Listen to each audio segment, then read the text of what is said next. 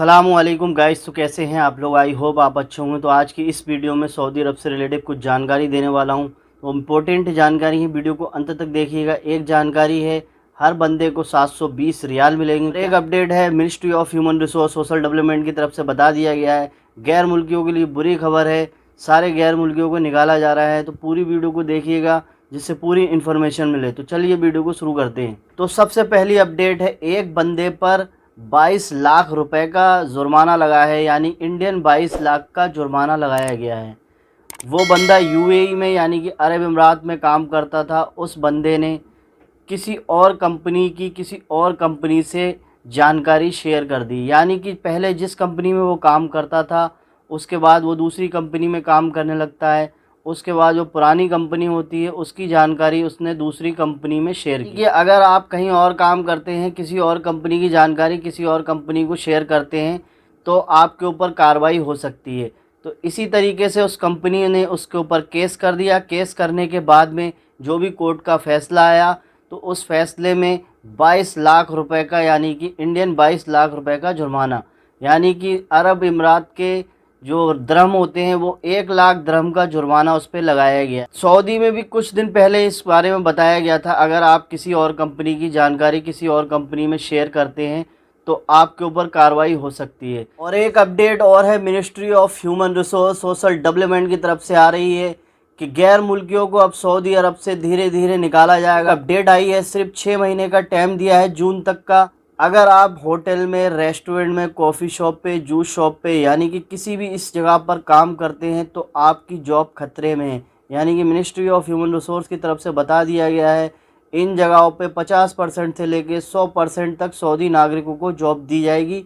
और ये 6 महीने का सिर्फ टाइम दिया गया है, जून में ये लागू हो जाएगा पूरी तरीके से। तो जून तक का टाइम है। जो भी जिस जगह पर काम कर रहे हैं उनके मैनेजर, इन जगहों के जो ऑनर हैं, उनको ये सब चीज़ करनी पड़ेगी। 50% से 100% सऊदी नागरिकों को जॉब देनी होगी। वेटर का काम भी सऊदी नागरिक करेंगे। और जो कैशियर होते हैं, यानी कि जितनी भी पोस्ट हैं, उनमें सारी चीज़ें सऊदी नागरिकों को ही करनी पड़ेंगी। सिर्फ 2 काम ऐसे हैं जो सिर्फ गैर मुल्कियों के लिए छोड़ दिए गए हैं, वो भी 100%, यानी कि 100% उन लोगों की जॉब रहेगी। वो भी काम क्या है मैं आपको बता देता हूँ। यहाँ पर आप स्क्रीन पे देख सकते हैं, लोडिंग, अनलोडिंग और क्लीनिंग। ये काम उनके कभी भी ख़त्म नहीं होंगे। यानी कि जो भी अगर रेस्टोरेंट हो या फिर कहीं पर भी हो, साफ़ सफाई का काम और लोडिंग अनलोडिंग का काम ही गैर मुल्कियों को दिया जाएगा। सऊदी अरब में पूरी तरीके से सऊदी जैसन का ऐलान हो चुका है। अब आने वाले टाइम में देखते हैं क्या होता है। अभी 6 महीने के बाद में अब कोई अपडेट होगी तो मैं आपको ज़रूर शेयर करूंगा। अभी तो 6 महीने का टाइम, यानी जून तक का टाइम दिया गया है।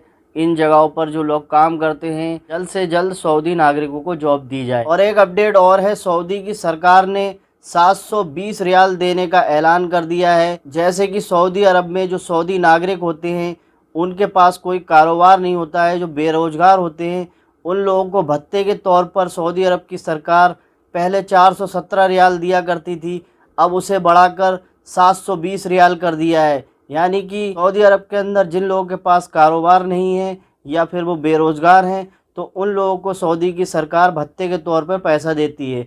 तो पहले 417 रियाल दिया करती थी, अब 720 रियाल देने का ऐलान कर दिया गया है। एक अपडेट और है कतर से। जिस तरीके से यहाँ पर फीफा वर्ल्ड कप मैच चल रहा था, उस दौरान जो कतर की सरकार है वहाँ पर 3000 बस यूज़ की गई थी। जो भी वहाँ पर फीफा वर्ल्ड कप कहीं से भी मैच के लिए आ रहे थे तो वो बस का यूज़ किया गया। 3000 बसें लिबनान ट्रांसपोर्ट सेक्टर को दान कर दी हैं, यानी कि डोनेट कर दी हैं कतर ने।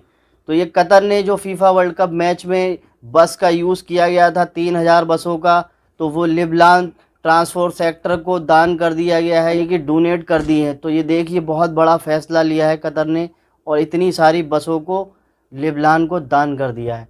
तो कमेंट बॉक्स में कमेंट करके ज़रूर बताना कि आप इस बारे में क्या सोचते हैं। एक अपडेट और है सऊदी वैक्सीन से रिलेटेड। जिस तरीके से अभी कुछ दिन पहले कोरोना चल रहा था तो बहुत से लोगों को 3 डोज लग चुकी हैं। तो सऊदी अरब सरकार ने ऐलान कर दिया है तो चौथी डोज भी लगवा सकते हैं। जिन लोगों को लगवाना है वो लगवा भी सकते हैं और जिन लोगों को नहीं लगवाना है वो नहीं लगवा सकते। कोई इस पे पाबंदी नहीं है कि लगवानी पड़ेगी। जिन लोगों को लगता है कि मुझे कोई थोड़ी बहुत प्रॉब्लम या किस तरीके से महसूस हो रहा है, तो वो लोग चौथी डोज लगवा सकते हैं। और एक अपडेट और है, सऊदी अरब का नागरिकता कानून, यानी कि सऊदी अरब ने नागरिकता कानून में थोड़ा सा संशोधन किया है, यानी कुछ चेंजिंग्स की हैं।